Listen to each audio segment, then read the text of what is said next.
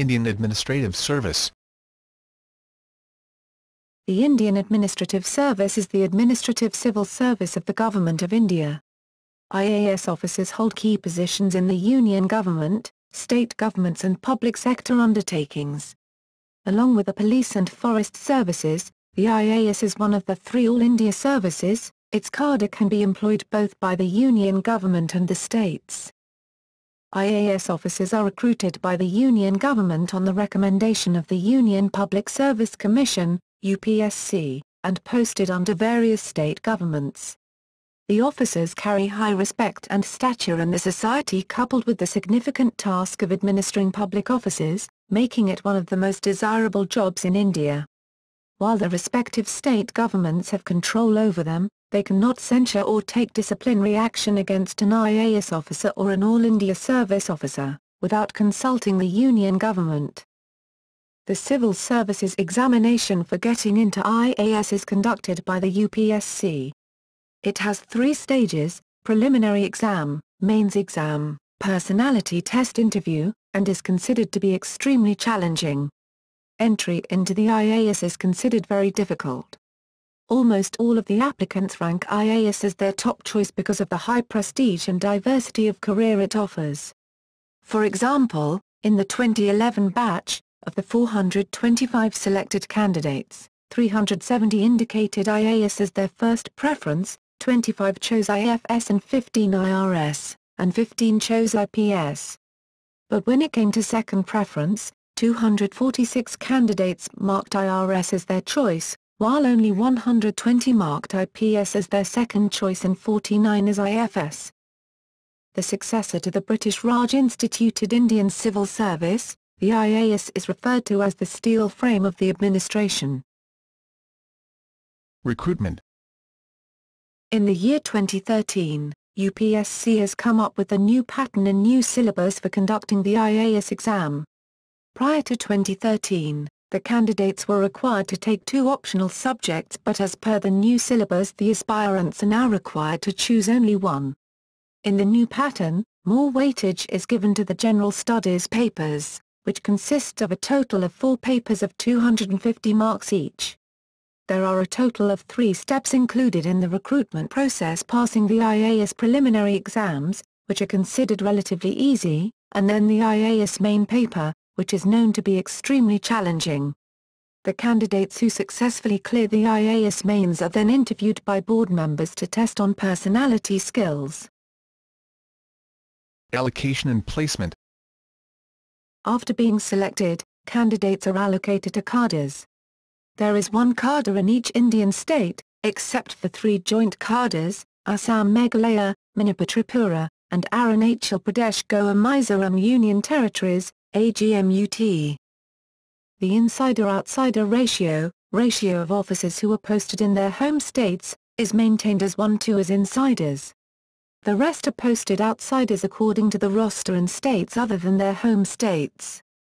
Till 2008 there was no choice for any state cadre, and the candidates, if not placed in the insider vacancy of their home states, were allotted to different states in alphabetic order of the roster, beginning with the letters A, H, M, T for that particular year.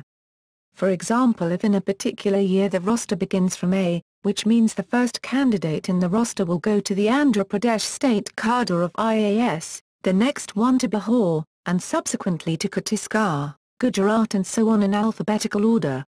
Your next year the roster starts from H, for either Haryana or Himachal Pradesh. If it has started from Haryana in the previous occasion when it all started from H, then this time it would start from Himachal Pradesh. This highly intricate system has on one hand ensured that officers from different states are placed all over India. It has also resulted in wide disparities in the kind of professional exposure for officers, when we compare officers in small and big and also developed and backward state, since the system ensures that the officers are permanently placed to one state cadre. The only way the allotted state cadre can be changed is by marriage to an officer of another state cadre of IAS IPS IFS. One can even go to his home state cadre on deputation for a limited period, after which one has to invariably return to the cadre allotted to him or her. The centralizing effect of these measures was considered extremely important by the system's framers, but has received increasing criticism over the years. In his keynote address at the 50th anniversary of the service in Missouri, former Cabinet Secretary Nirmal Mukherjee argued that separate central, state and local bureaucracies should eventually replace the IAS as an aid to efficiency. There are also concerns that without such reform, the IAS will be unable to move from a command and control strategy to a more interactive, interdependent system. Functions of the civil servant officer.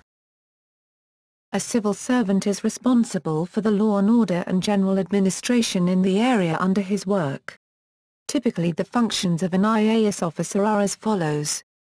To handle the daily affairs of the government, including framing and implementation of policy in consultation with the minister in charge of the concerned ministry.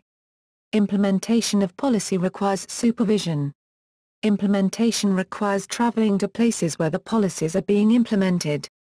Implementation also includes expenditure of public funds, which again requires personal supervision, as the officers are answerable to the Parliament and state legislature for any irregularities that may occur. Implementation of policy requires supervision. Implementation requires traveling to places where the policies are being implemented. Implementation also includes expenditure of public funds, which again requires personal supervision, as the officers are answerable to the Parliament and state legislature for any irregularities that may occur. In the process of policy formulation and decision-making, officers at various levels like Joint Secretary, Deputy Secretary make their contributions, and the final shape to the policy is given, or a final decision is taken with the concurrence of the minister concerned or the cabinet, depending upon the gravity of the issue. Sardar Vallabhbhai Patel is remembered as the patron saint of India's civil servants for establishing modern All India services. In an unprecedented and unrepeated gesture, on the day after his death more than 1,500 officers of India's civil and police services congregated to mourn at Patel's residence in Delhi and pledged complete loyalty and unremitting zeal in India's service. Designations. Most IAS officers start their careers in the state administration at the sub-divisional level as a sub-divisional magistrate. They are entrusted with the law and order situation of the city along with general administration and development work of the areas under their charge. Further reading. Indian Bureaucracy at the Crossroads, by Syamal Kumar Ray. Published by Sterling, 1979. Corruption in Indian Politics and Bureaucracy, by Satyavan Bhatnagar, S.K. Sharma, Punjab University. Published by SS Publications, 1991. ISBN 81-7000-123-4, Breaking Free of Nehru, particularly Chapter 5, by Snehav Sarblok, published by Anthem Press, 2008.